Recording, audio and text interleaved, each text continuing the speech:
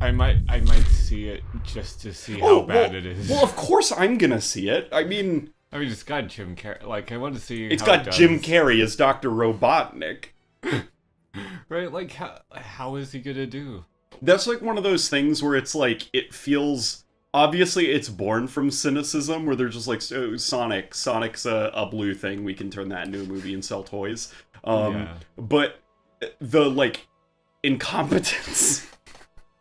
Well, yeah. It's what's really surprising, because I was expecting it to just be like Sonic. I didn't expect them to make him realistic. Yeah, I mean, they already learned this lesson when they made Sonic 06. You don't do that. Right, with the frickin' blue-eyed Eggman.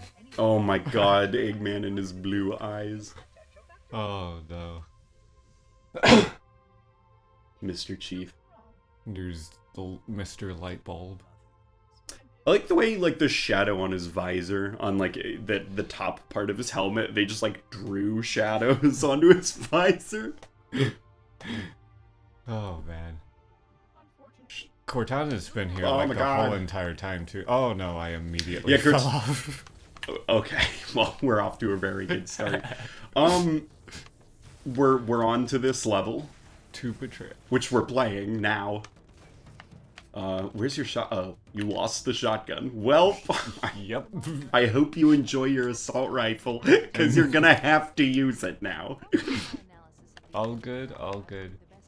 But yeah, I remember when I first played this level, I was like, I kind of noticed, the Sentinels kind of look like giant hover bikes. I wonder if I could, like, ride one. Bikes? Yeah, so I That's just like really jumped specific. off the edge. I just jumped off the edge trying to ride a Sentinel, but I couldn't. Why? Why? I don't know. We like don't have hover bikes, so what do you have to, like, compare it to as a reference? Static Shock. It kind of looks like a hover bike. You know, Yeah. a hover bike. Yeah. You see them every day. The, oh yeah, so I'm an asthmatic boy now. Yeah, just recently, Yeah. like... Yeah, like, yeah, a worrying cough in the last couple months that turned into a annoying cough on top of, oh, sometimes I just can't breathe. Oh, man. It really seems like a nightmarish thing. Like, It's not nightmarish, it's more extremely inconvenient. Because it's just annoying, just sometimes it happens without rhyme or reason. And then I have to profusely apologize while trying to clear my throat. no apology necessary, of course. I mean, you know, if it's just gonna happen, it's just gonna happen. Yeah, and it happens quite a lot. Especially at the gym, when I'm working out a lot. Yeah, and you said that might have been like a possible like trigger for it. That's what they were thinking, is probably just because I've been working out so much lately. Well, starting with the summer, which coincidentally is around the time when I started to have breathing problems. Oh. That was nice. I'm glad that picked up on the microphone. I'm glad you did that right into the microphone. And by the way, Dogfish Head is pretty goddamn cool. Yeah, Dogfish Head is pretty good. It's pretty alright.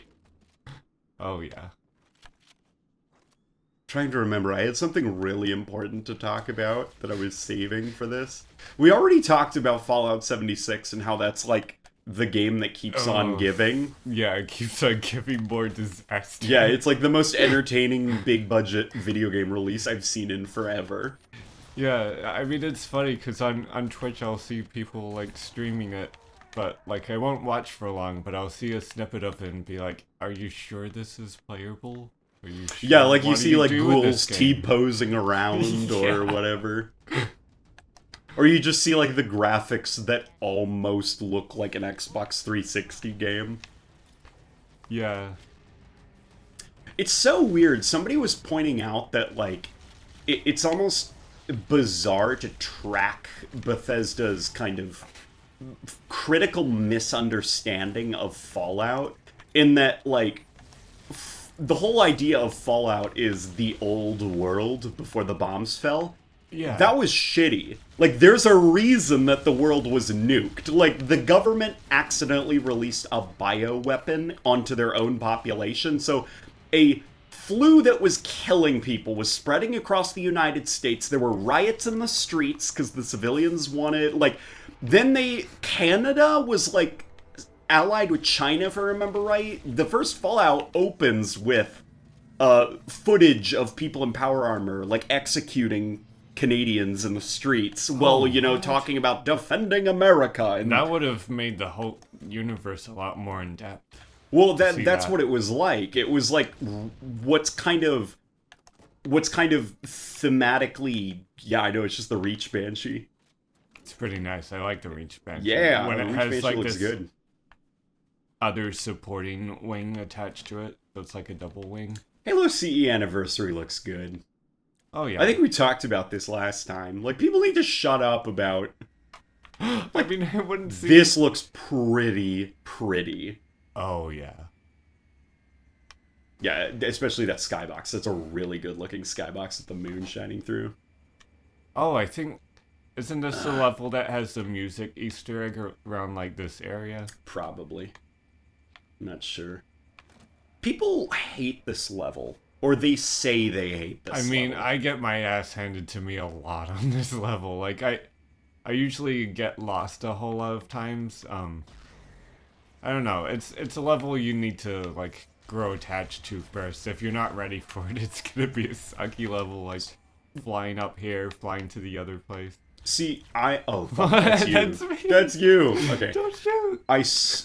I really like this level a lot. In fact, it's like one of my favorites in this game because I really like snow levels and I also like night levels. So when you combine night and snow, I also think that this was more fun than Assault on the Control Room because you have the Flood and the Covenant. Yeah, the Flood definitely mix it up when you get to the end portion. When the Covenant get really boring to fight, the Flood come in. Or wait, did I already say them? When the Covenant get really boring to fight, the Flood come in, and then when the Flood get, overstay their welcome, then it's time for some more Covenant shooting. And then here's some Sentinels if the Flood get too much. Well, Sentinels are more like a hazard. Yeah, like they're not just like hover around. Yeah, I mean, they'll track you, but... Yeah, like scripted things will cause them to kind of come in and you just shoot them down. Like they're more of a hazard you have to deal with than an actual, like, enemy faction. Yeah, and it feels really appropriate because it's like Halo's defenses itself being like, hey, there's stuff going on here. We have, we have meddlers, we have flood outbreaks. The meddlers. Oh, what species are you? I think that's actually a species in Halo. Oh, you're watching Hidden Xperia, aren't you? Yeah. I forgot that. Yeah, you're watching Hidden Xperia now. Yeah, although the video I saw, he described it as, it was more like a general term, that, like, what they have for just how invading species. Did the teleport turn us around? No, this is actually the right way. Like, it teleported you facing the other way, but this is... No, I think... Oh. It teleported both of us. Oh, no. Look, right. it turned us around. Did you see that? Yeah. I almost thought it was a different place, but then I saw where we started. Yeah, no, I think this game's a bit much at points. Yeah. And this level is definitely an example of that. Especially when we're going back to where Assault on the Control Room starts, but we're going there just to get a Banshee to go back up again. I remember Joe Staten, like basically Halo Combat Evolved, it is no secret that Bungie basically hurriedly assembled this game in the last few months of development. They had a ton of levels, no story, and no way to connect it, and so in the last few months, they're like, let's take all this stuff and jam it together and quickly come up with a reason for it all being. And then, if I remember right, there's a quote from Joe Staten where he was like, when we ran out of ideas, or if we wrote ourselves into a corner, we just used teleporters. Like, that's how they got from one place to another. Just use a teleporter. Oh, that explains, like, the part where Guilty Spark's, like, teleporting us to the library. Yeah, there's, like, a lot of teleporting in this game. Yeah. I think it is pretty fitting for the immersion where it's just like, oh no, the rest of the UNSC doesn't know where you are.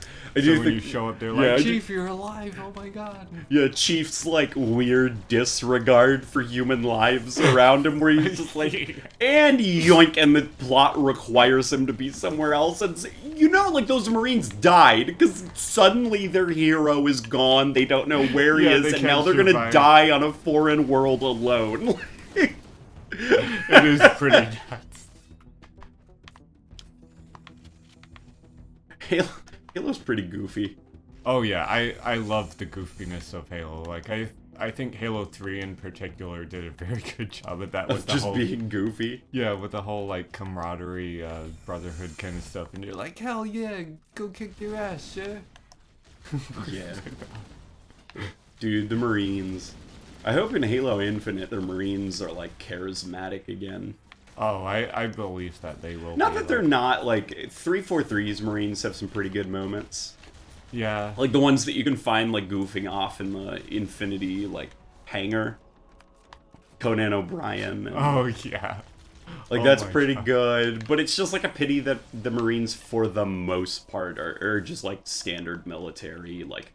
We all have American accents, all of us, and we're also Yeah, all what happened guys. to the Aussies and the Latino guys? Yeah, and the Like, women "Hey, Chief." and the black guys. Like, everybody is just like a white American now, and it's really boring hearing the same voice over and over again. Yeah, because Halo 4 kind of had a switch where it almost had, like, some kind of Star Wars-y kind of influence in it with the new Marine gear.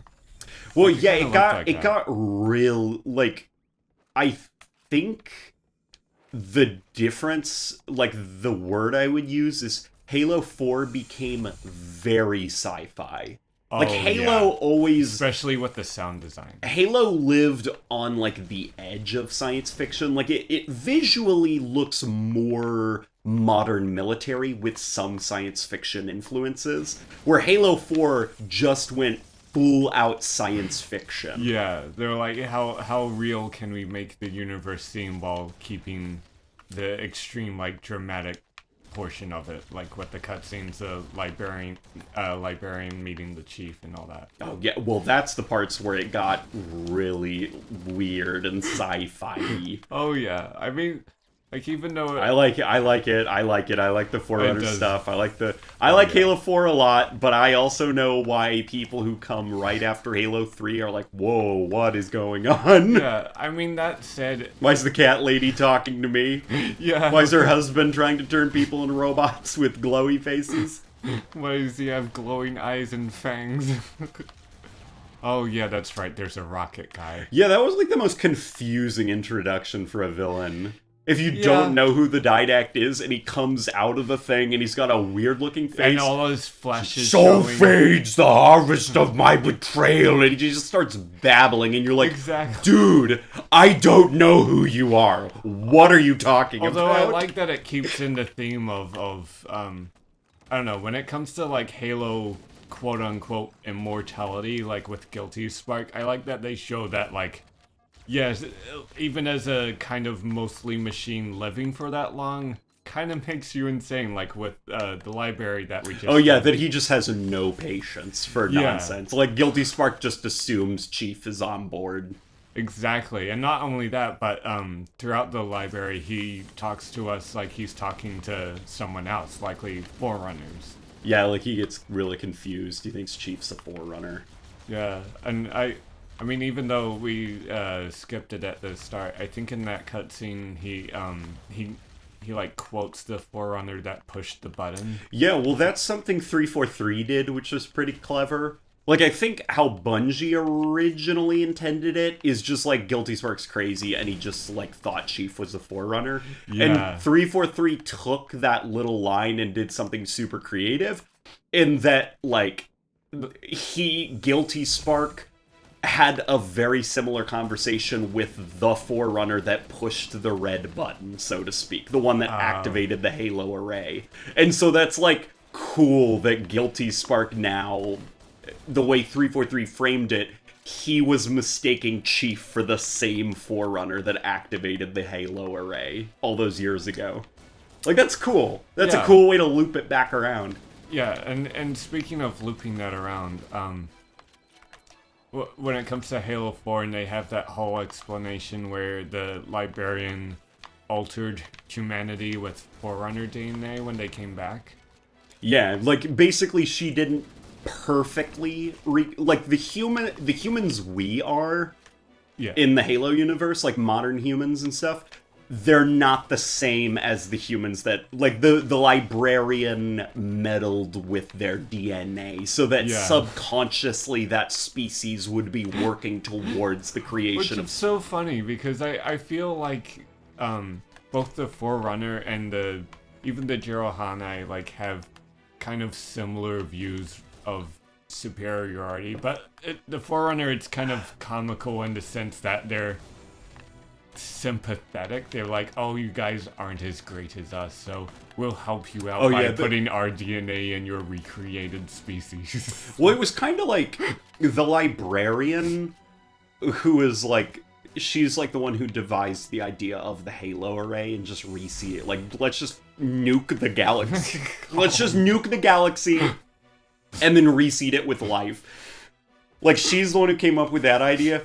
And, like, she and her husband, the Didact, fundamentally disagreed because the Didact hated humans. He hated them so much, like, he didn't like the idea of humans eventually kind of becoming the caretakers of the Milky Way galaxy.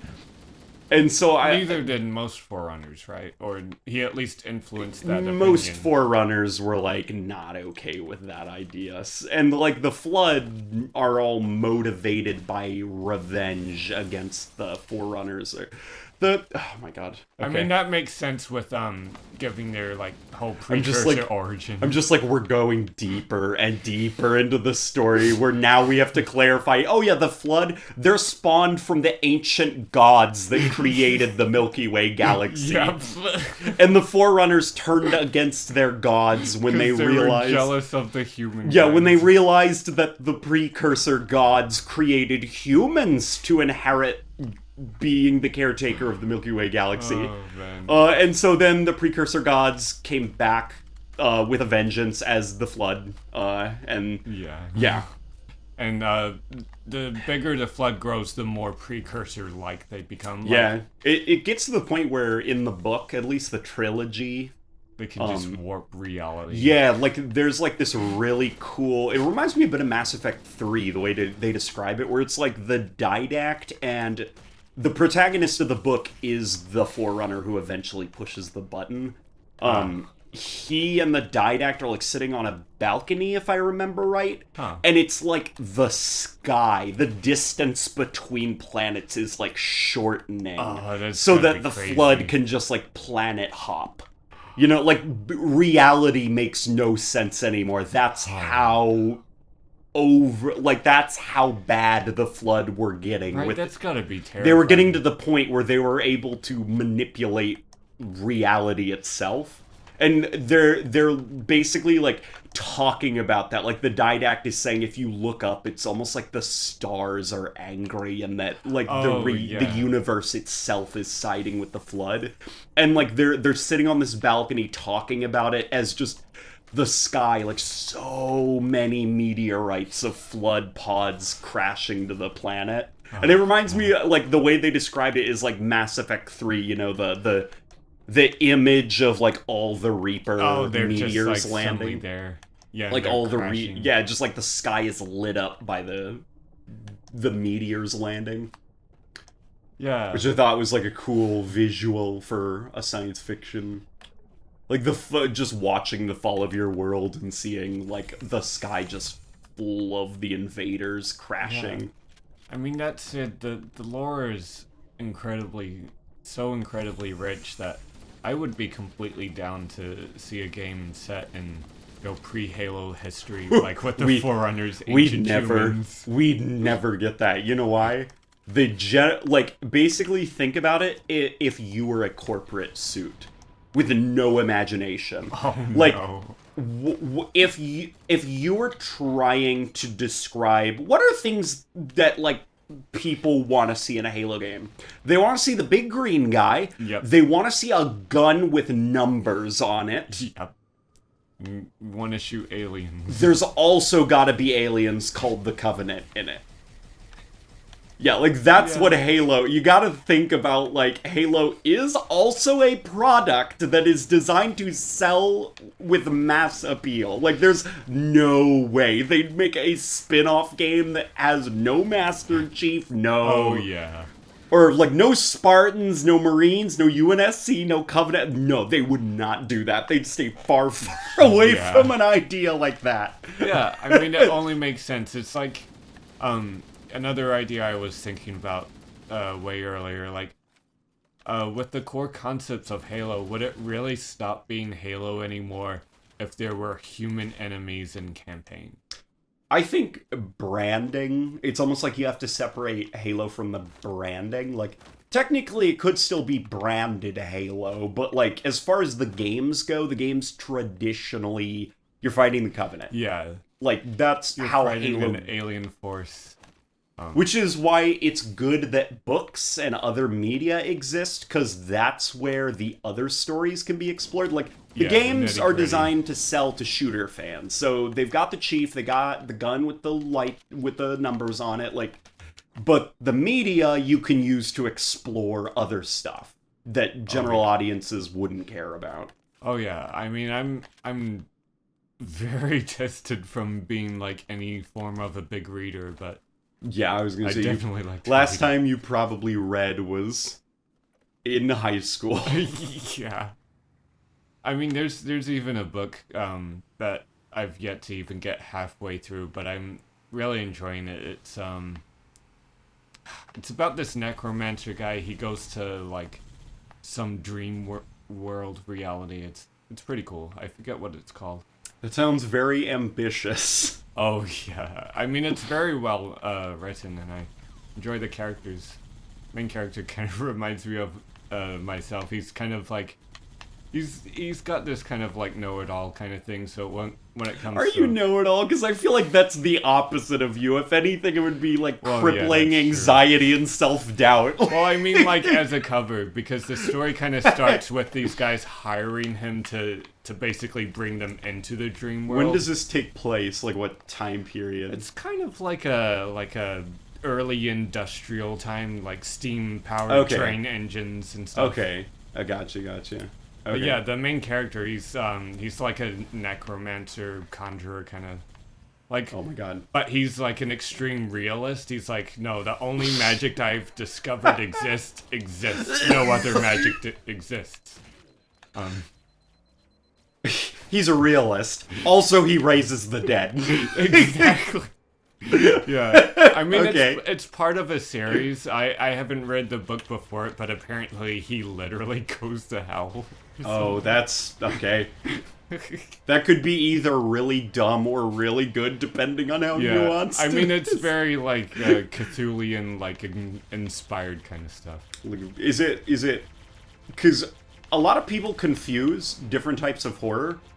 Lovecraft is, like, basically undescribable cosmic eldritch horrors from the stars. Yeah. Where Clive Barker type horror is like Hellraiser, where the idea is you're the monster and like you've been transformed. Oh yeah, and there's like a reality that no one else can see. And I like both. I very is it much like more enjoy Clive Hellraiser. Barker or more Lovecraft? I'd say it has more of a mix of both, but it's definitely more Lovecraft. They even have it on the print in the book. Like, it's like, oh, inspired by Lovecraftian stuff. Okay. But anyway, Halo, I hear it takes its inspirations from Alien and Doom. Halo? Which I could definitely Oh yeah, it wears that on its sleeve. Johnson is straight up a character from Aliens. He's that staff sergeant guy. I forgot his name in Aliens. Yeah, I don't remember Aliens well. It's a pretty good movie. Yeah, the Forerunner trilogy is almost like a weird mixture of Lord of the Rings meets Lovecraft to an extent. Yeah. Like, because the way that they treat the Flood, they treat it as very, like, unnatural and... It's kind of like a force of nature, just like Alien, where it's like an alien, sure, the aliens are killing everyone, but the humans are the real bad guys, because Wayland Yutani lied to everyone and stuff like that. Well, like, in the idea that, like, the Flood are kind of incomprehensible, because, like, by the time that book comes out, like, the Flood have gone, it details that there are different stages to a Flood infection that can actually be tracked. There's, like, the feral stage, which is when the Flood are just in infect mode. Like, yeah, they're just taking over. They're just like, infect, preserve anybody you can, make sure you infect it. And then they begin, you know, obviously at a certain point, they begin, like, kind of amassing the bodies and forming a proto-Gravemind. When the grave, that's when they're at, like... That's the next level. That's when they're at, like, the coordinated phase, if I remember right. And it goes up and up from there, and then it's the interstellar phase, where they're able to actually travel between worlds. And that's Halo 3 with High Charity taking over. And the Flood have never gotten to a theoretical, like, 4th phase or 5th phase or whatever, which is the intergalactic phase, where they're able to leave the Milky Way galaxy and pursue a new galaxy to infect. Yeah, they only got to that. They only got to Forerunners. Yeah, they only got to Interstellar. That phase of Flood That's crazy behavior. though. The Flood are, like, technically in other universes, or it might as well be counted as that. Like, if they have the ability, knowing the Flood, that they just take over everything. Yeah, well, I mean, like, the Flood, they at the end of the Forerunner trilogy, they literally had the ability to warp reality. Because the precursor gods, like, obviously they were never gods. They were just biological beings that had become so advanced. Oh, yeah.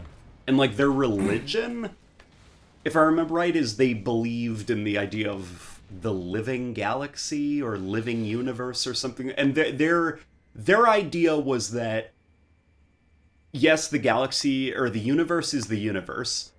Like, obviously, it's not, like, a real traditional living being, but it is technically living, just in a way that we can't understand because we live this way. So that's kind of like their technology, the ability to warp space, and it's kind of like, obviously, for religion and stuff like that. For they have the precursor concepts, right? Like the mantle of responsibility and stuff. The idea of, like, the reason that they're able to warp space and stuff is, like, that's just how advanced they are, their technology, to where they can, you know, create life, create planets, move space around. But for, like, you know, religious thematic purposes, they describe it as almost like we're in perfect communion. Like, we finally reached the intellectual level where we can be in communion with the universe and hear its thoughts and stuff like that. So yeah, the what freaked the Forerunners out so much about the Flood was that, you know, they were starting to get hysterical at the end of the Forerunner Flood War, because there was just, like, no hope, and they were at the point where they were like, the universe is on their side. They're literally talking to the universe itself, and it's helping them win. That's really scary. Also, my Banshee just I saw the game was like, I'll take that. Just yoink. Oh no. The game wanted to turn in the Banshee. Yeah, because this part here is... Oh. I've had difficulty crossing this bridge. I pretty much have it memorized. Like, the moment we get halfway across, the rocket guys are going to show up. They're going to charge us with a whole lot of them. It's going to be crazy. Yeah, the Flood are pretty cool. Oh, yeah. Their lore is pretty cool as well. Yeah, I find the precursors very Interesting. Oh yeah. Yeah, because at first when somebody tells you, remember the Forerunners? Well, what if I told you the Forerunners had Forerunners? You're like, okay, you know what, Okay. stop. Like, but no, they're pretty cool. Yeah, The ancient they're precursor awesome. aliens to the ancient precursor aliens are pretty cool. Oh yeah, and it makes a whole ton of sense with the whole like Forerunner attitude, where they kind of like they have this kind of overinflated ego thing where Yeah, You know- they actually named themselves Oh, the Forerunners. Forerunners. Like, if that didn't speak to their ego. yeah.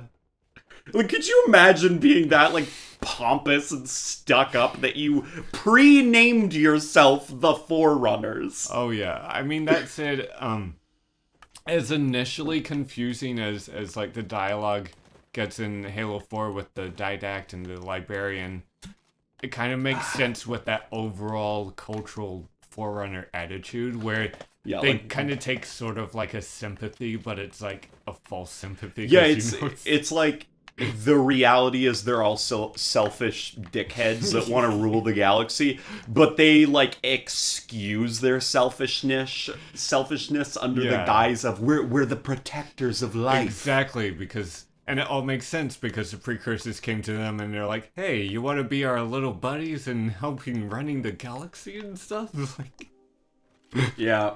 they were so excited, and then they're like, "You know what? I think you should let the humans have a turn." And they're like, "No, no." Yeah. Because, like, that's the hypocritical, like, the belief of the mantle of responsibility, which is if you have the mantle of responsibility, you're the most advanced species in the galaxy, and it's your duty to make sure that everyone else gets to the point that you're at. And the idea is, if someone better than you comes along, you have to surrender the mantle to them. That And makes sense. that's where the hypocrisy comes with the Forerunners, where they're They like, didn't wanna give it up. no, and they just like destroy whatever could possibly be better than them. And the biggest part of irony is that the precursors didn't even expect it. They were just like, "Oh, this is new." Well, Huh. yeah, the precursors, when I was at 343, like, I was asking one of the writers there, I was like,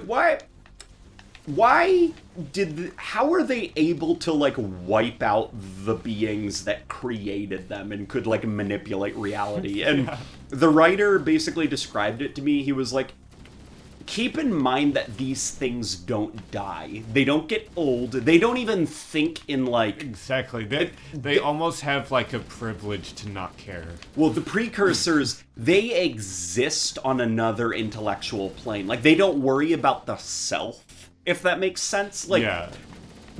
you know, they understand the future, they understand the past. Like, if a precursor will not mourn the death of another because they understand that that's just the way of life. So, Yeah. when the Forerunners began revolting, they didn't care that they were being wiped out because they were just like, well, some of us will survive, we'll ensure that. Let's see how far they take this.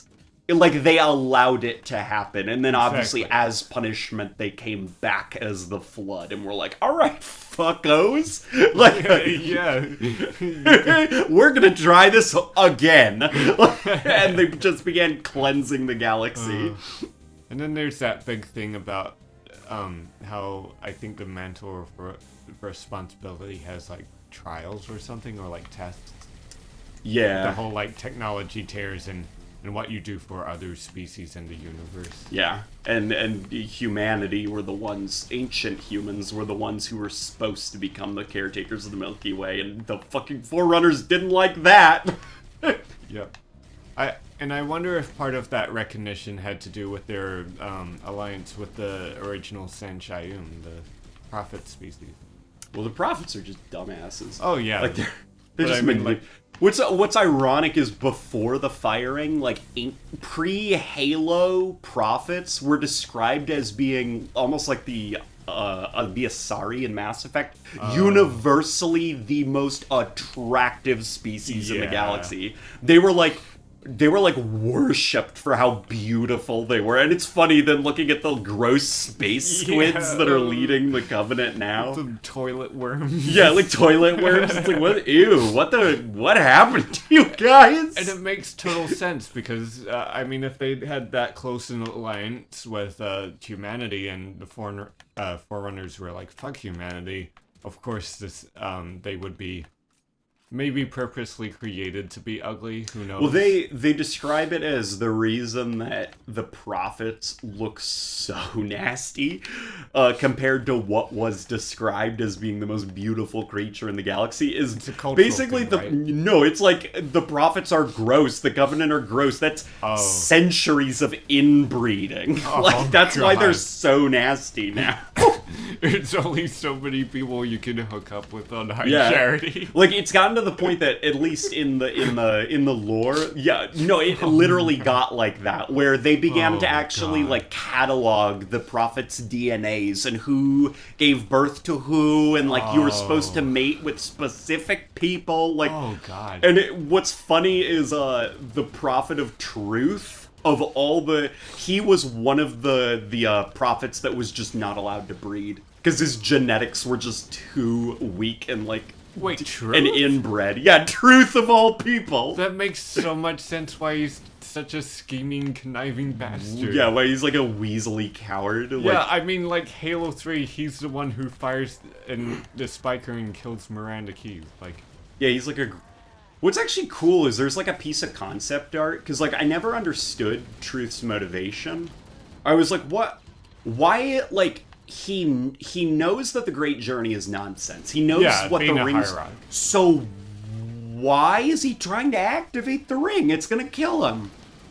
Yeah, I think he's just like. Well, there's a piece of concept art from Halo 3 that's like Truth in his like quarters by himself without his guards, and he's like basically just yanked the crown off of his head, and he's like holding his head like visibly emotionally messed up, and it's like, oh, he's in it too deep.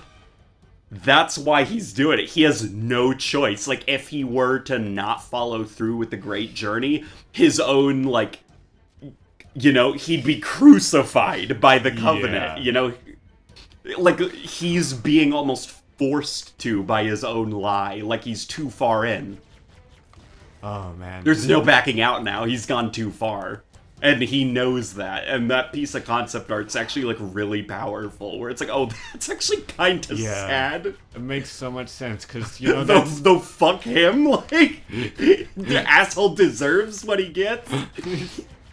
Yeah, I mean, that does leave a way for kind of some sympathy, though, because, like, yeah, the whole Covenant is a lie and stuff, but there's still pressure on that lie having to be continued among the hierarchs, and with that whole inbreeding thing, yeah, he probably faced a lot of pressure, but that explains why he doesn't care about the other hierarchs so much, why he leaves Mercy to die. Because they actually believe it to an extent, whether they're delusional. Yeah. Like, he's the only one who gets that this is all bullshit. Yeah, exactly. It's like Mercy, it's Mercy's delusional. just a crazy old man. Yeah, and Regret, he's just trying to fake. He knows he's just like a the kid. Repercussions. Yeah, Regret's just a kid who's trying to impress everyone. Exactly, but Truth, he really just wants to get it over with. He doesn't care about anybody's life. Oh. Including me! Including me! Oh.